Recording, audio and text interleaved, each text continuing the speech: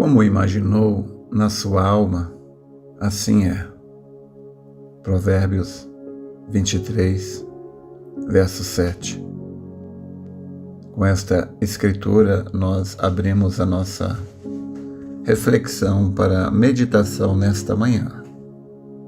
Quero lembrar também do Provérbios 24:10, que diz que se você se mostrar fraco na hora da prova, então a sua força será pequena. Então, mostrando, este provérbio mostra que o tamanho da nossa força está intimamente ligado com o tamanho da nossa convicção. Por isso, em Joel 3:10, Deus nos dá um conselho. Diga ao fraco: eu sou forte. Porque também o profeta nos diz na mensagem Quem é Deus? Que Deus faz com que o nosso corpo obedeça à nossa confissão. E a Escritura também diz que nós colhemos o fruto da nossa boca. Aquilo que a gente fala, a gente cria o nosso mundo, a gente influencia o nosso mundo através daquilo que a gente fala. A Bíblia nos mostra isso.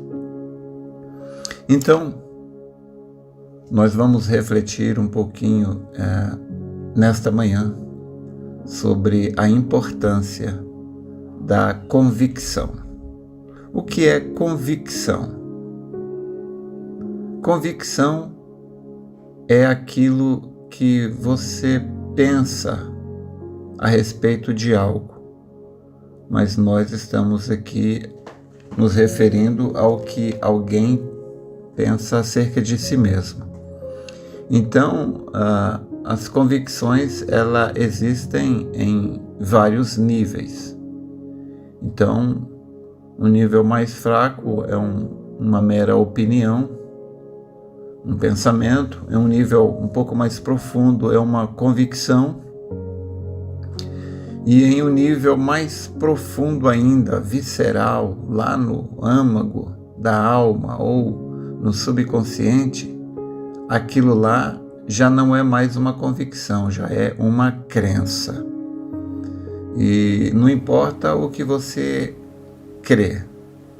Se você crê que vai vencer ou se você crê que você vai perder, se você crê que é forte ou se você crê que é fraco, não importa o que você crê, o seu corpo sempre vai obedecer à sua crença. Não importa se você acredita que vai ser curado ou se você acredita que não será curado, o seu corpo sempre obedecerá àquilo que você crê.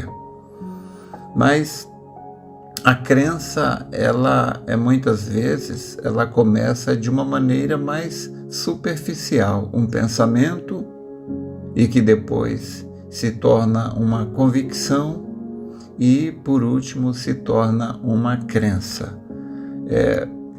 Para a gente detalhar e de uma maneira mais precisa, levaria bastante tempo. Mas eu vou tentar resumir da maneira mais rápida possível, porque muitas pessoas elas não entendem o papel que a mente humana desempenha na vida. Então, por exemplo, a gente sabe que quando os médicos vão lançar um novo medicamento, então a lei exige que se faça um teste para ver o nível de eficácia daquele medicamento. Então eles dão um medicamento para um grupo de pessoas, um medicamento real mesmo, verdadeiro, dizendo que aquela é uma nova droga que vai curar aquela enfermidade que a pessoa sofre. Para outro grupo, eles dão um comprimido que não tem nenhum efeito ativo, é feito de farinha de trigo, por exemplo, ou, sei lá, o amido, né? Algo que não pode ser até, digamos, farinha de arroz. E ali comprimido fala para a pessoa que aquilo é um novo medicamento que vai resolver o problema daquela pessoa. E para outro grupo eles não dão nada. Então eles observam para ver o real nível de eficácia no tratamento. Então, o que toda vez sucede é o seguinte: aquelas pessoas que tomam um comprimido sem nenhum efeito ativo, um comprimido que não tem nenhuma química, nenhuma droga de real eficácia contra aquela moléstia, aquela doença que a pessoa sofre, um comprimido que às vezes é feito de farinha de trigo, mas pela pessoa acreditar que aquele comprimido realmente é uma droga poderosa e que vai curar aquela enfermidade dela, então muitas pessoas curam, saram, são curadas, elas saram. E na verdade os cientistas sabem que não foi aquele comprimido que curou a enfermidade dela, foi a fé dela, a fé dela. Então, ao passo também que uma pessoa tomar um remédio altamente eficaz, mas se ele tiver uma plena convicção, alguém disser para ele que aquilo ali é inútil, não resolve nada, aquilo ali é só para gastar dinheiro, se a pessoa não tiver nenhuma fé no medicamento, provavelmente aquele medicamento não terá nenhum efeito em muitas pessoas. Então, não importa se você acha que vai conseguir ou se você acha que não vai conseguir. De todos os modos, a forma como você acredita se tornará a sua realidade na vida. Por isso, Provérbios 24:10 diz que se você se mostrar frouxo, ou seja, a sua força será pequena. Quem é que se mostra frouxo na hora da prova? É aquela pessoa que acha, que acredita que não vai conseguir. Então ela já entra com desânimo. E por ela acreditar que não vai conseguir e já entrar com desânimo, fazendo muito menos do que poderia, então ela, por causa disso, ela realmente não vai vencer. Então, em Filipenses 4:13, tem um antídoto para todo desânimo. Filipenses 4:13 diz: posso todas as coisas naquele que me fortalece. A palavra de Deus é o remédio. É mais do que o remédio. A palavra de Deus é a cura.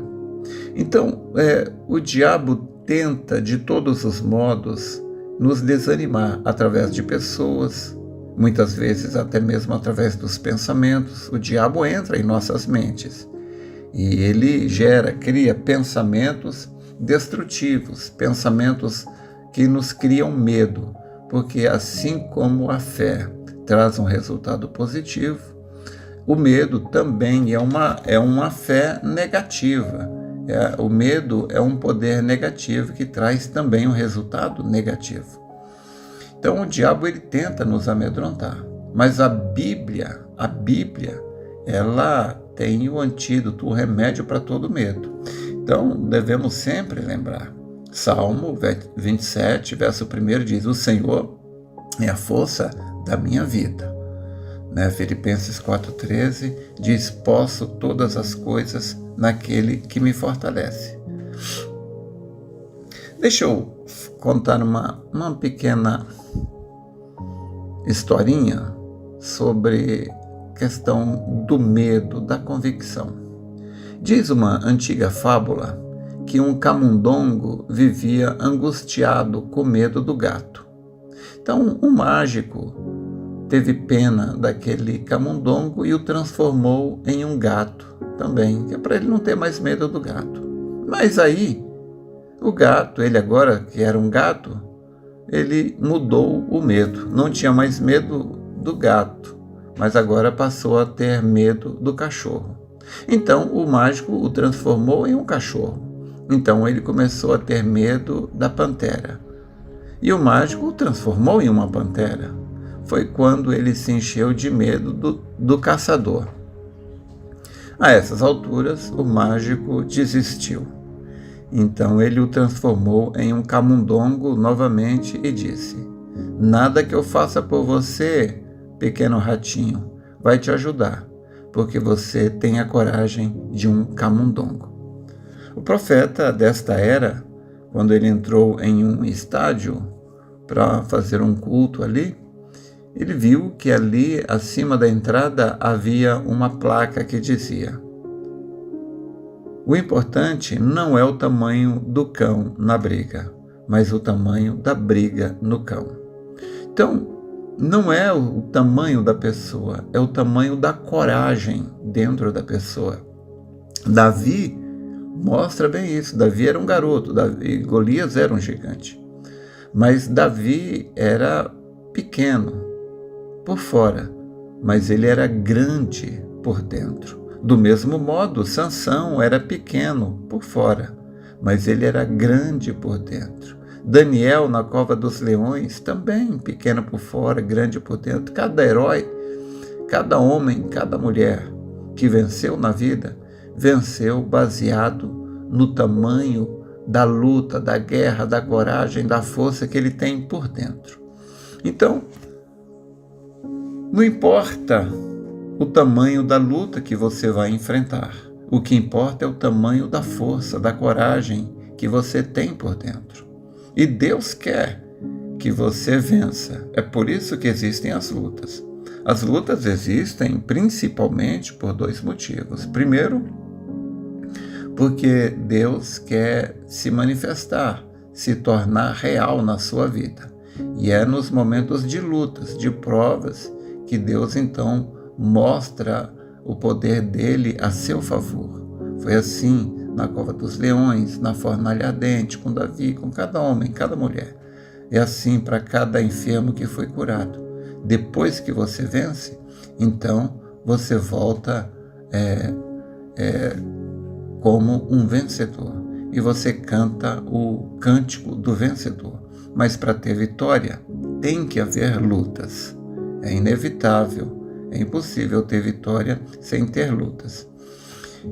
Mas Deus não vai dar para a gente um camundongo para a gente vencer. Não, nós enfrentamos o maior inimigo que existe, o diabo.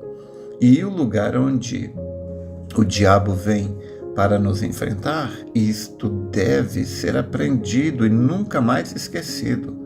O lugar de batalha, o campo de batalha é na mente. E se o diabo fizer com que você veja a si mesmo como um camundongo, então você terá o medo de um camundongo. Foi isso que o diabo fez com Israel.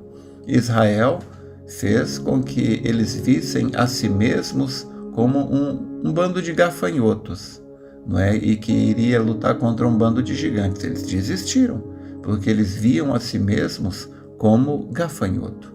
Não permita que o diabo faça você ver a si mesmo como um fracassado, como um perdedor.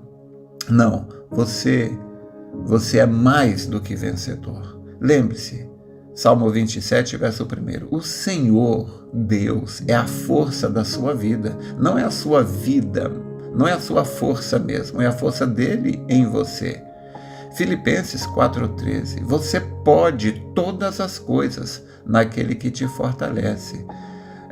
Provérbios 24:10 nos dá esse alerta. Se você se mostrar frouxo na hora da prova, então a sua luta, a sua força vai ser pequena. Então você tem que olhar para si mesmo através de Salmo 27, verso 1, Filipenses 4,13, e você vê que você é mais do que vencedor. Então, tome o conselho de Joel, capítulo 3, verso 10. Diga, se você acredita que é fraco, então diga para si mesmo: eu sou forte. Diga: o Senhor é a força da minha vida. E você deve entrar com toda a coragem dizendo: eu vou vencer, não vou perder, eu vou vencer. Olha, você pode ter 1 milhão de inimigos contra você, mas se você tem Deus ao seu lado, qualquer pessoa com Deus, ele é a maioria, não é verdade? Então, se você tivesse Deus contra você, meu irmão, minha irmã, não haveria nada que você pudesse fazer. Você estaria destinada ao fracasso. Mas se você tem Deus ao seu lado, se você tem Deus por você, então só existe um resultado possível: é a vitória. Então não deixe o diabo colocar em você a coragem de um camundongo. Não. Permita que a palavra de Deus coloque dentro de você a coragem de um guerreiro. Você vai vencer. Olhe o seu inimigo bem nos olhos e diga: o Senhor é a força da minha vida. Eu vou vencer. E você parta com coragem e ousadia, e Deus estará ao seu lado, contigo, para te dar a vitória. Espero ter te ajudado. Deus te abençoe.